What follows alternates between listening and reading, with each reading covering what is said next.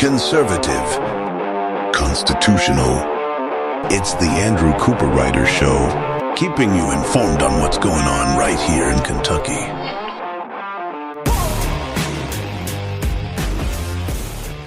And good morning, everybody, or afternoon, depending on when you're listening. Welcome to the Andrew Cooperrider Show. Of course, I'm your host, Andrew Cooperrider. I know yesterday's show was maybe a little bit more depressing. I heard from a lot of you. You guys said, Andrew is great. You know, we're hearing about things going on at Berea College with the communists. We're learning about our budget and how it's just an absolute tire fire and nothing's conservative in it, like, at all. But it was a little depressing because there was not a whole lot of hope in it. But today's show, hopefully, you do find some hope because there's some great bills, a package of education bills that State Senator Lindsay Tichenor has filed. And a lot of them are important. One or two of them, maybe one of them specifically, I don't think is as important. So, of course, I'll probably be the one that the legislature actually passes. But there's a few of them that are very important and can forever change the educational system here in Kentucky with our public schools. And so we'll be digging into that as well. But first, to start us off, those who listened yesterday right here on the Andrew Cooperrider Show know I went into the budget and I brought up about trying to figure out where billions of dollars of funding, above normal funding, in our restricted funds in both our capital projects as well as our state executive branch line items, where that funding was coming from. And one of my representative contacts, good guy, nice guy, he is on the A&R committee, and so he reached out to the staff of the budget, the people who put together the budget for the state, and asked them some of my questions that I had. And basically what they responded with was, they're like, you got to be more specific. Because restricted funds, you know, this billions of dollars of funds, they say, could come from a lot of different services. It could come from taxes, licenses, fees, tuition, service charges, sale of goods or products, donations or grants, from non-state sources, expendable recipes, whatever that means, and earnings from trust-type programs. That was some of the examples they gave. But they didn't really answer the question of where those billions coming from. They're like, well, you got to look at a specific project, which is a little crazy that we have $14 billion restricted fund total, $24 billion and the other total, that totals $38 billion. And they're like, I mean, there's not one big project. It's just a bunch of little projects we're doing, I guess. Obviously, that isn't super clear with the budget. So I did respond back and I said, okay, let me ask this very simple question. Can any of the money in those restricted funds in both capital projects and executive budget be from debt, bonds, or any other kind of revenue source that would require we pay it off into the future? Because that is, at the end of the day, the brass tacks I want to know. Now, I do want to know if it's coming from taxation or other places, because if we're bringing in billions of dollars and it's not just like grants from private institutions or perhaps the state government, or I'm sorry, the federal government giving us that money. I mean, that's still our tax dollars. But if it's not coming from those places, then those are regulations that are extremely under the legislature's control. And frankly speaking, $74 billion is a lot of money to spend, a lot more than we've ever spent in the past. I mean, typically when you look at the budgets, the first year is a little bit higher, the second year is lower. So last year is a lower year at that $48 billion, but even the year before that, it was only 52. So even with all that COVID money coming in from the federal government, it was only $52 billion. So this is still another $22 billion more than our big year 2 years ago. And so, where's that money coming from? Is it our federal government? Or are we being overtaxed, paying too much for licenses, those kinds of things?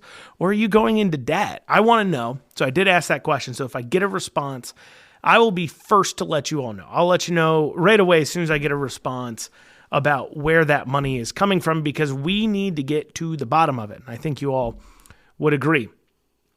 Outside of that, before we go into talking about Lindsay Tichenor's bills, I do want to take a moment to call out just a ridiculous op-ed from a so-called Republican. He calls himself a Republican, that was published in the Herald-Leader. And it's titled, "Kentucky Students Need Education, Not Handguns." Now, this is by William Woods. And let me tell you, Woods, okay, you, buddy, need some education. The amount you get wrong about the bill and everything else. It's just absolutely crazy to me because you didn't read the bill and you also don't understand the current place our laws are. So let's dig into this op-ed on this. It's rather short, so we'll just kind of go through here. He starts off by saying this, William Wood, 3:30 a.m. on a Saturday, I'm reviewing bills filed in the Kentucky State House. There are no words to describe the repulsiveness in some of the 300 plus bills filed. You'd think, of course, he's talking about the Democrat bills, but he's truly not. He's not. He's talking about Republican bills, even though later on he calls himself a Republican. But we'll get to that. Anyways, admittedly, though both parties have lost their minds, I truly believe most Kentuckians fall somewhere in the middle where common sense and integrity meet when it comes to politics. However, for the life of me, I can't wrap my head around some of the bills that could impact all of us in the near future. This past month, several children have been killed in Kentucky, all from gunshot wounds. Still, there's a bill filed, House Bill 259, that's from Savannah Maddox, that would allow an 18-year-old to carry a concealed weapon. Have these elected leaders no shame? Do they really think handing a high school senior a Glock is the best use of our time? Okay, so let's rewind here because there's a lot that he just said there that is completely wrong. First off, House Bill 259 does not allow an 18-year-old to carry any weapon. It allows them to carry a weapon concealed. So when he says they already, by the way, can open carry a handgun. They can't purchase one, but they can open carry one as long as they got it from the right places. So when he says, is handing a high school senior a Glock the best use of our time, the bill in no way, shape, or form would, one, allow 18-year-olds to get better access to Glocks than they currently have under current law. That's the first thing. Second thing, or any other handgun for that matter, not just Glocks. Glocks aren't being singled out. But the second thing is that, remember, this 18-year-old can already open carry that handgun. So even if you're saying, well, I know they're not literally buying them Glocks and giving them to them, but they're allowing them to carry them. No, they're not. They're already allowed to carry the gun. In fact, it's constitutional. It's extremely constitutionally shaky grounds to say you cannot carry a handgun if you're under 21, because it's a right to bear arms regardless of the type. Now you say, Andrew, 21-year-olds can't purchase firearms. That's a whole different thing at the federal level and a whole different regulation. But it actually is they cannot purchase firearms from a registered gun dealer unless they're at least 21, FFL dealer. But like their dad can give them a gun that they can own and be 18 years old and it be a handgun. That's completely allowed. So anyways, so first he says, is handing Glock best use of our time? That's not what the bill does. It simply allows 18 to 21-year-olds to throw their shirt over their gun to conceal it and it be legal. They can currently open carry it where it's legal to open carry it, but they can't cover it. The other thing he's implying here with the high school thing is that they would be carrying these guns on school campuses. But remember, school grounds are still quote-unquote gun-free zones. So this law also wouldn't allow a kid to walk around in high school with a Glock. That's what he's implying. But anyways, we continue. Most Americans are afraid to send their kids to school. Now we have folks working to pass legislation that would inevitably lead to more death. This is draconian. Once again, this bill has no standpoint on whether or not kids can bring guns to school. Kids would still not be allowed to legally bring guns to school. What the fact that they can, when they're outside the school now, instead of just open carrying the gun, they can cover it with their shirt, will lead to them now carrying the gun in the school. It's already illegal. That's my point. So what you think, well, you're allowing them to conceal carry. Yeah, but they're still not allowed to conceal carry on school campuses. They also can open carry on it. And do you really think that if a high school senior wants to bring a gun to school, do you really think, where it's already illegal, do you really think he cares about the fact that he's not allowed to conceal carry a weapon? I mean, really? Do you really think that? I mean, the critical thing in this article is out of control. I'm only about halfway through it. There's a lot more he said that is completely and utterly stupid, but you'll have to wait till after this short break. We'll finish this up and then go into Lindsay Tichenor's bills. We'll see you here shortly. And you are back with the Andrew Cooperrider Show, your source for Kentucky politics. Of course, I'm your host, Andrew Cooper. I want to reach out to the show. Feel free to email info@theandrewshow.com. Once again, that's info@theandrewshow.com. Before the break, we were talking about William Woods' op-ed In the Herald-Leader, he's going after Savannah Maddox's House Bill 259, a bill that would allow 18-year-olds to conceal carry a handgun. I was going over the fact that, remember, currently 18-year-olds can possess a handgun and they can open carry a handgun in Kentucky. This would just allow them to be able to throw their shirt over a gun that they're carrying on their hips. And of course, he's somehow changed this into about school shootings, despite the fact this bill does nothing to actually approach the entire gun-free zone or to allow that child to now carry that 18-year-old, technically an adult, to carry a gun onto school campus. But anyways, he says this is draconian. This is uncivilized. This is as much as I've tried to comprehend it. It is incomprehensible and undoubtedly the legislative signature on the death certificate of Kentucky children. This is in no way should be viewed as leadership. He's literally like, this is a lot of conjecture. This is a lot of very angry words about how somehow House Bill 259 will lead to massive death because 18-year-olds will be legally allowed when they're not at school. Keep in mind, gun-free zones, also banks and everything else. They'll be legally allowed to instead just open carry their handgun, now throw their shirt over it. And this is signing death certificates, according to Woods. Talk about conjecture, talk about not even understanding the basics of what the bill does, but he also doesn't understand what the basic laws are now. Let me get to a little more evidence of that in the article. So, I can only speak to my party as I'm a lifelong Republican. These people, I'm a lifelong Republican. Look, you're not a Republican. You've kept yourself as a Republican for so long because you think it makes you sound cool and interesting around your liberal and Democrat friends. That's what it is. These people, there's a lot of these people out there that call themselves lifelong Republicans. I'm a really great Republican. I'm a real Republican, let me tell you. And at the end of the day, they really have just kept the R next to their name because they want to seem edgy. Or if anything, they're basically socially liberals. They're liberal values. They have liberal values almost everywhere. But when it comes to spending, they think they have more conservative beliefs on spending. But now these days, as those who listened to like my budget thing yesterday, it seems like the only thing Democrats and Republicans disagree on is not how much to spend, but what to spend it on. Is it to be given out to big corporations, creating handouts and economic development, quote unquote, basically, redistributing wealth to the top 1%, or is government there to spend money on social welfare programs for individuals? That's the only disagreement right now between most elected Republicans and Democrats on the budget. But at least a lot of them, some Republicans, conservative ones, will have social values, but he doesn't have any conservative social values at all, because the right to keep and bear arms is a social value that is directly in the Republican Party platform.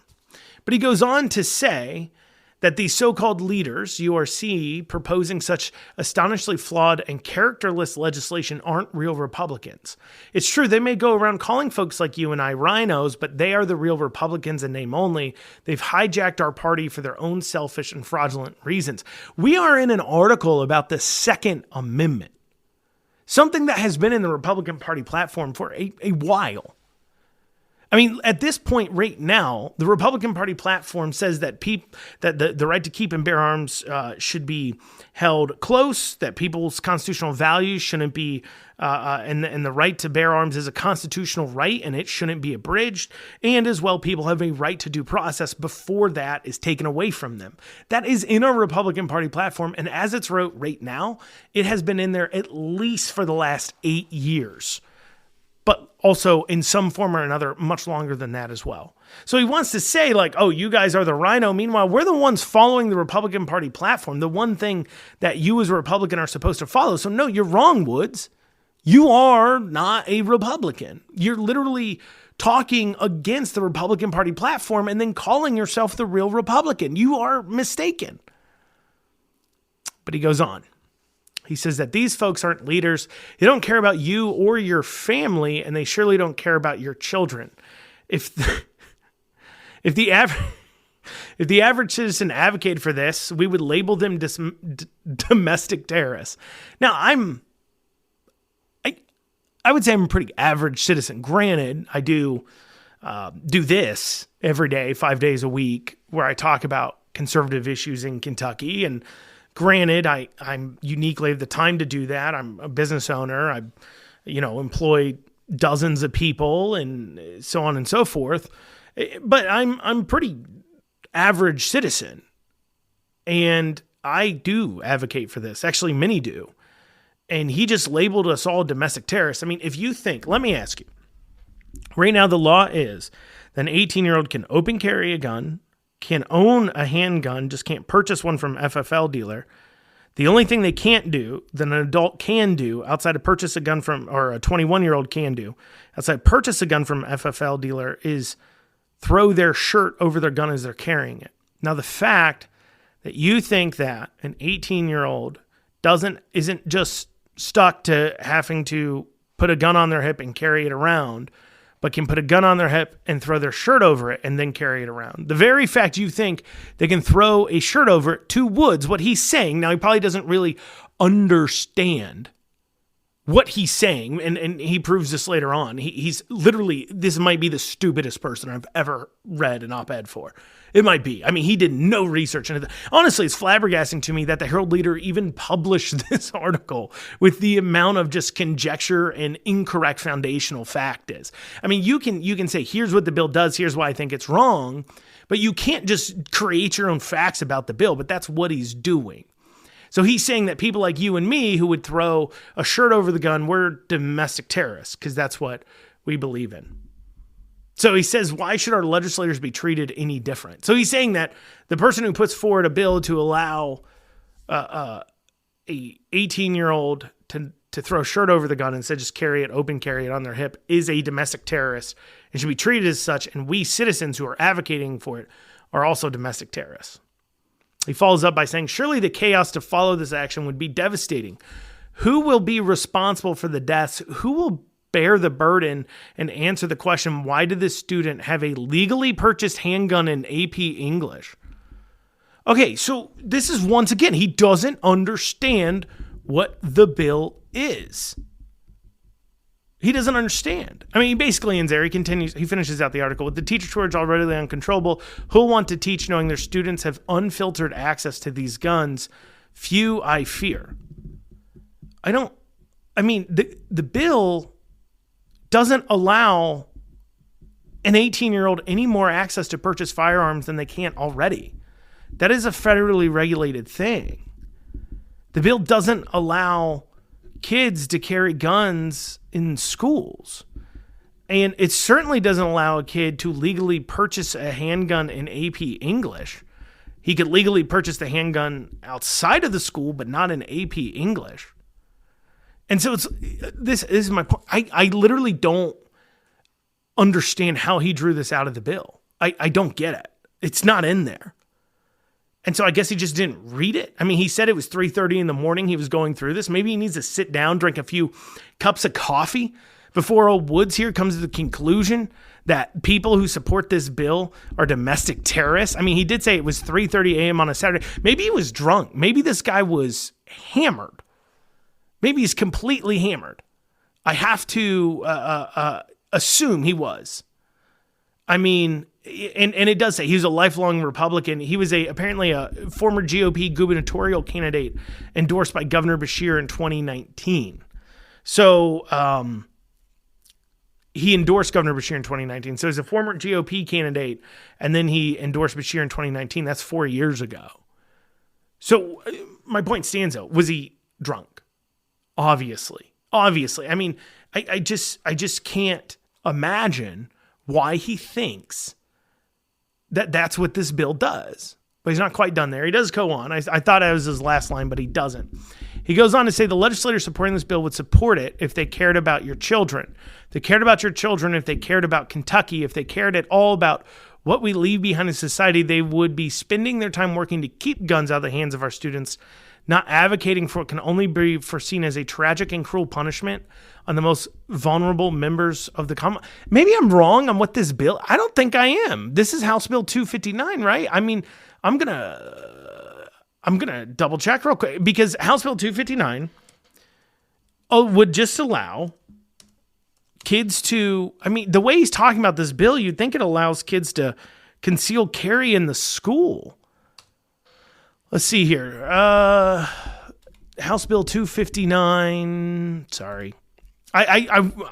I should have double checked this, but he keeps talking about it like this, and it makes me think I'm inaccurate, but no, I'm not wrong. No, House Bill 259 is amend KRS 237.109 to lower the age requirement for carrying a concealed deadly weapon from 21 to 18. So no, I'm not crazy. No, this is just a bill. Yeah, no, this isn't a bill to legalize carrying firearms in schools. This isn't a bill to legalize 18-year-olds to suddenly buy guns and they couldn't before.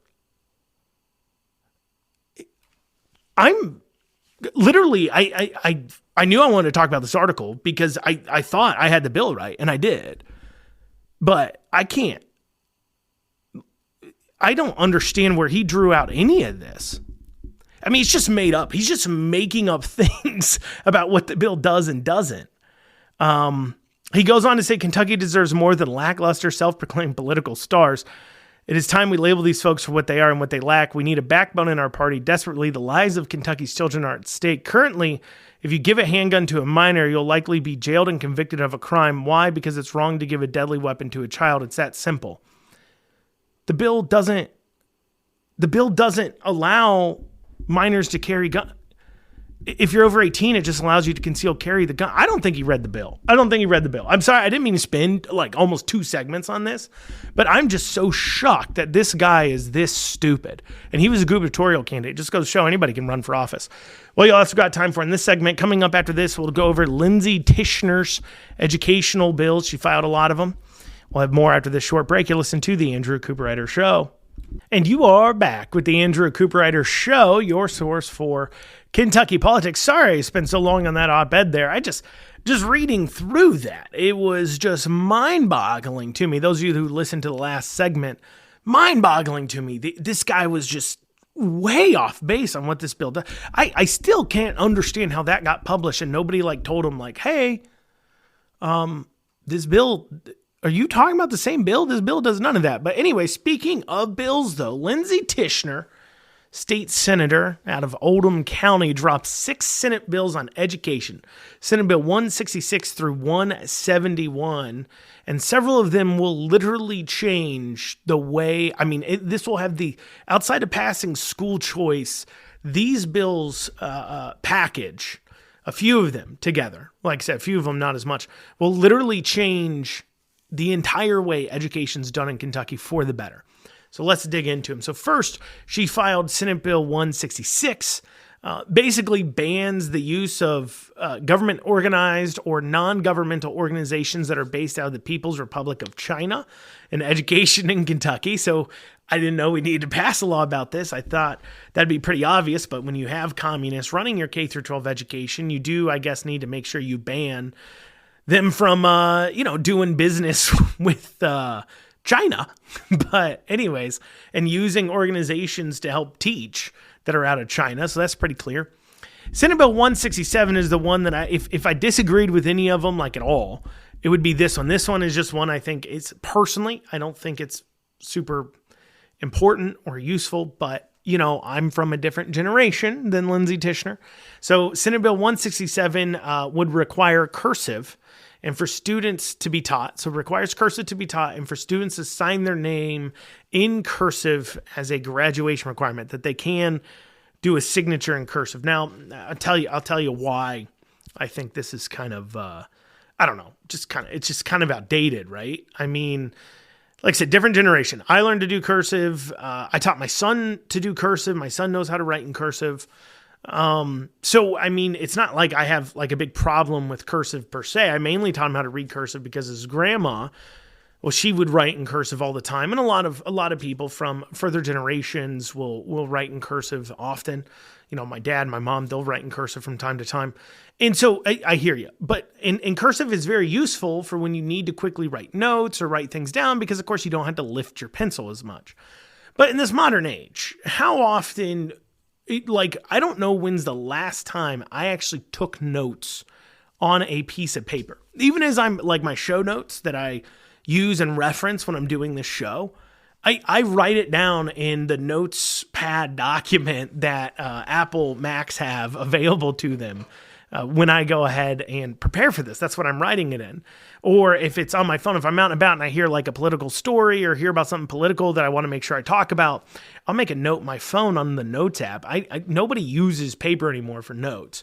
Now, signing their name in cursive, while having a signature, you do still have to sign things in this modern day and age, though I can't think of a single time I've ever had to write something in cursive in the last years or had to write anything that was for public consumption in handwriting. I don't think that's ever had to happen where I'd want flowy cursive. But also as well, signing your name, that one's kind of interesting. I do think, obviously, these printed signatures that we see a lot of these kids with are childish looking and unbecoming. But at the same time, as cursive fades out, it's really not a big deal. I just personally, and I know I'm probably going to get a lot of emails about how important cursive is, and you can email me at info@theandrewshow.com. But I think if we all thought critically for like 5 seconds, we would think to ourselves that maybe we should just let cursive go ahead and die. Maybe it's just time to let it die. Computers are used a lot more. We text, we type. We don't really write notes in handwriting for public consumption. We don't need to really scribble very quickly anymore. And it's just outdated. And that's okay. Technology advances. There was a time where cursive didn't exist, y'all. And that was created. So maybe it's just time to let it go. But just my opinion. Anyways, but going into the real big bills here, there's 4 bills that really, really do like make a huge impact. And that'd be, let's first start off with Senate Bill 168. Okay, so for those of you unaware, at our public schools, there's something called a site-based decision-making council, SBDMs, okay? So these site-based decision-making councils actually have like a lot of control over hiring and firing and curriculum. They hire, fire principals, their curriculum decisions like, I don't know, I know I'm going to use this as an example later on, but like field trips, things like that is all a part of the site-based decision-making councils. And the way they're set up now is that you have 2 parents that are elected by the parents. You then have 3 teachers on the council elected by the teachers. And then you have 1 admin or the principal who sits as chair of the committee. So you don't even have close to a majority of parents. Like literally parents can't get their way at all on anything. If they disagree with the curriculum, the parent representatives they have no power to vote down, despite the fact that it's their kids. Like it matters. You would say that parents should have more control over the curriculum at the school than the teachers do, because after all, the teachers, it's not their kids, right? And I hear all these people say, well, you should trust the experts. I hear you on that trust the experts thing. I'm not going to pretend like every single parent does know what's best for their kids. Obviously, I know that's the case, but there's a real thing of like who has to live with the ramifications of that. So like who has to deal with the fact that if you failed to make a child, if the schools failed to make a child a well-adjusted adult who can function in the real world, whose life is that going to affect more? The 3rd grade English teacher or the parent? The 8th grade gym class teacher or the parent? The 12th grade prob and stats teacher or the parent? Who's really going to pay the long-term repercussions outside the child for the failures of like the curriculum being bad? Well, it would be the parents. So it's not as much about who's the expert as much as about who has to pay the most for the repercussions. And honestly, parents do. So what does this bill do? Well, first big thing it does is it moves that parents from, instead of being 2 to 3 to 3 to 3. You still have the admin, so you still have a little bit, you've got 1 more vote on the schools than you do anything else, but it does at least make it to where if the admin and the parents disagree, or they can convince 1 teacher to disagree with the admin and teachers, well, then that can lead to, of course, a vote more so in the favor of the parents. Well, and the way it manifests itself, here's a perfect example. There was, I know this from a person who was on a site-based decision-making council. There was a situation that occurred on a field trip, 8th grade, where there was some inappropriate behavior between a male and female student. And this was like an overnight, multiple hotel day field trip, right? And so come the next time around for that decision, the parents at the school did not want that field trip to happen. They said, look, we don't want this field trip to happen. The majority of them don't. And you could say, well, just if you don't want to go, don't send your kids to go. And so, yeah, they did. And a majority of them didn't. The amount of kids that went was so much smaller than it was the prior years. But despite that, the teachers on the SBDM council voted to have the field trip, the overnight field trip that they used to do every year, still do, I guess, anyways, because the teachers wanted to go on the field trip. They like the schools paying for them to go on this field trip, paying for the hotel rooms, everything else. So you ended up having almost as many teachers or more teachers than you had students on this field trip being paid for by the taxpayer. And the reason why no parents went is because parents didn't even want their kids to go in the first place. But the Site-Based Decision Council, because it's majority teachers, overruled the parents' wishes, and it created a real problem. But there's another thing this bill does. It also strikes a minority requirement that is within current regulation too as well when it comes to site-based decision-making councils. And I'm talking about like they have actual racial quotas on these boards. And Senate Bill 168 seeks to deal with that. We'll talk about exactly what the legislation changes and how this becomes different, as well as dig into a few of these other very important bills after this short break. You're listening to the Andrew Cooperrider Show, your source for Kentucky politics. Want to reach out to the show? Feel free to email info@theandrewshow.com. Once again, that's info@theandrewshow.com. Feel free to yell at me about cursive all you want to. Just know if you thought critically, you would agree you should just die. But anyways, we'll see you back here in a few short minutes. And you are back with the Andrew Cooperrider Show here in this final segment. We were just talking about Senate Bill 168, part of the 5 bills on education that Senator Lindsey Tichenor out of Oldham County recently dropped. This bill takes an aim at those site-based decision-making councils at all these schools. Perhaps you knew about them, perhaps you didn't. But every public school has a site-based decision-making council. Currently, it's comprised of 2 parents elected by the parents, 3 teachers elected by the teachers, and 1 administrator. This bill seeks to move those 2 parents to 3 parents in order to give parents a little more of a chance to have their voices heard on the council.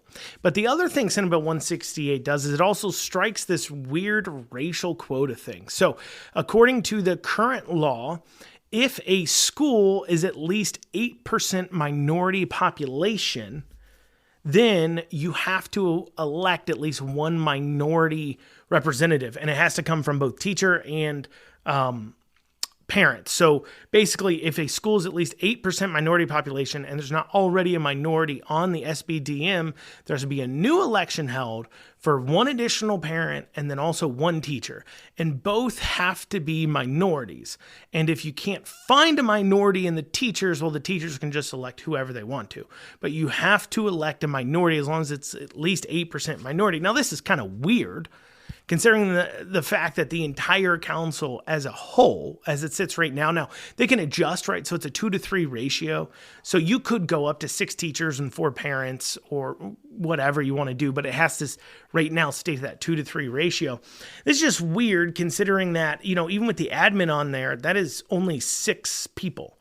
So, but at 8% minority status, like that's not even, to require a chair, like, that's not even 8% of the current body. I mean, if you've got 6 people, 1 person would equal out to right around about 18%. What is it? 18% probably, somewhere right around there. I could be way wrong, but that's about 18%. So, I was off at 18%.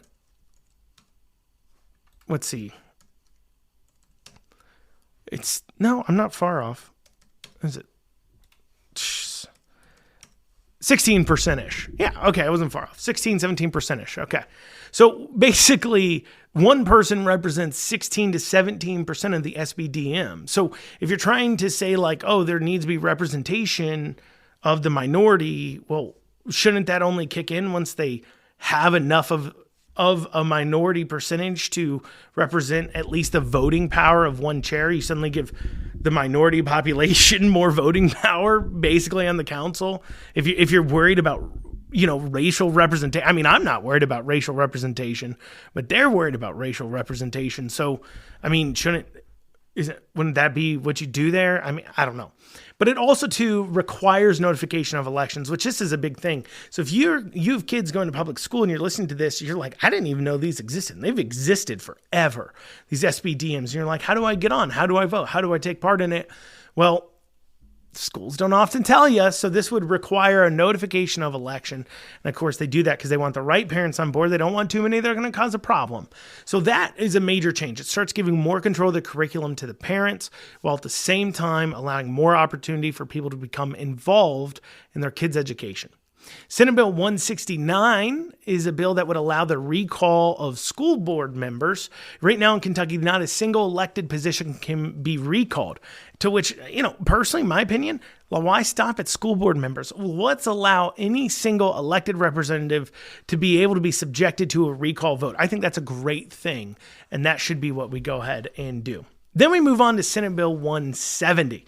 This is a big deal here. So what Senate Bill 170 does is it creates a minimum amount of school board members based upon student body population. So right now, school boards are free to set as many school board members as was originally chartered or what have you, that they have on their council. They choose the amount of school board members, and then that's it. And it has no bearing on how big the school district is. For an example, Garrett County has, I believe, five members on its school board, but so does Fayette County Public Schools, which is significantly bigger.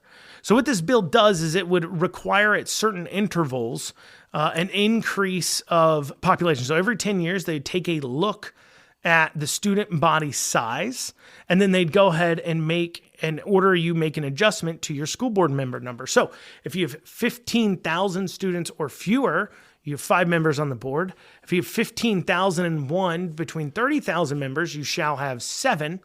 If you have 30,000 members between 45, enrolled at the school, you'll have 9 members of the board.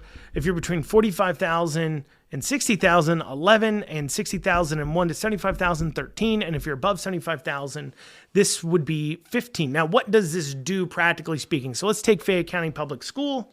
Currently has 5 members. Well, according to their student body population, Fayette County Public Schools would grow by 4 members. They now become a 9-member body of the school board. Louisville right now has 7 members. Under this bill, their school board would double almost to 15 members. Now, why is this so impactful? Why is this such a big difference? And this is what's really key. Okay, so a few things come into play here. First, when you have these districts, you now have to have more districts. So instead of only having 5 districts, in Lexington, you'd have now 9, almost double. That means the district size becomes half. That now means the cost of elections are half. That's the first thing. And so this becomes very, very impactful when you figure that part of the reason why we have such liberal members on our school boards, outside of the fact they're nonpartisan races, is because the teachers' unions have a financial incentive involved with the school board. Parents don't necessarily have as much of a financial incentive. You'd hope that, obviously their kids getting a good education should be enough for them to care to donate to the school boards, but it's not, general citizens generally don't donate to candidates anyways. But it's not there. But you do have these school boards that come in and can dump hundreds of thousands of dollars into races because they have a financial incentive. They make money off those races. Longtime listeners of the Andrew Cooperrider Show know that I always say that most donations are not donations, but they're investments. Now, if they're from the citizens, they're investments into their futures. If it's from a company, a corporation, a union, anything else, it's an investment in a monetary sense, and they do expect to be paid off. They do expect that investment to pay off in a monetary way, whether that's increased, of course, pay to their teachers. So in turn, that creates higher fees. They're able to, if it's a union, they can go to the boards and get better rules and regulations for their teachers and their employment and different contracts. So, those types of things encourage these school boards to get involved in these school races, but there's not a lot of money pushing on the other side. So by breaking up the districts in this way from 5 to now 9, almost doubling it in Fayette County, well, now it costs half as much. But that also means, too, that things like door knocking, grassroots efforts, you can run a campaign with half the amount of money. And if you have a lot of volunteers, you could make a lot bigger difference than when it's twice as large. So that's a big part of it. But the other thing this affects on the election side of things, and this is the reason why it's being done, is because of gerrymandering. So when you have only 5 members of the Fayette County School Board, you can gerrymander it to make sure that the conservative areas of Lexington get overshadowed by the more liberal areas of Lexington. Same thing in Louisville. You can make sure, you've got 7 members in Louisville. That's a big city. They can gerrymander that in such a way to make sure there's not huge conservative swaths where a district picks up, but they can offset it with liberal swaths in order to make sure that the liberals run the district. And remember, too, the school boards are the ones in charge of redistricting. So they redistrict their districts, and then that in turn, they can now make sure that the liberals on the school councils, on the school boards, can remain. But take Louisville, for example. We say Louisville's super liberal, but even with a partisan city council races, they still get Republican city council members, and they still get Republican state house reps, because there are Republican conservative areas of Louisville. There's Republican conservative areas of Lexington, and they have no voice and no representation on any of these boards because they get gerrymandered out. So this would go ahead and make sure that these school boards, these people can get gerrymandered out, but they could have a better chance of having a district that is conservative, that represent their conservative beliefs on the board. So that's incredibly and very important. And then finally, something that allows superintendent firings by majority instead of a 4/5, and you don't have to ask for permission from the Commissioner of Education. So right now, school boards, before they can fire or hire superintendents, they have to ask permission from the Commissioner of Education at the state level. And then in order to fire them, they have to have a 4/5 majority, an 80% majority. And so, that creates a lot of situations of who's the Commissioner of Education working for. Not the Commissioner, the superintendent working for. The Commissioner at the state, the person who has to sign off on their firing, or the school board and the parents. Well, under this, it would clear that up and say the Commissioner is not in charge of firing, the school board is, and those who can choose to fire you are those that are in charge of you. Well, y'all, that's what we got time for today on the Andrew Cooperrider Show. Thank y'all so much for joining me. We'll be back here tomorrow. Have a great rest of your day.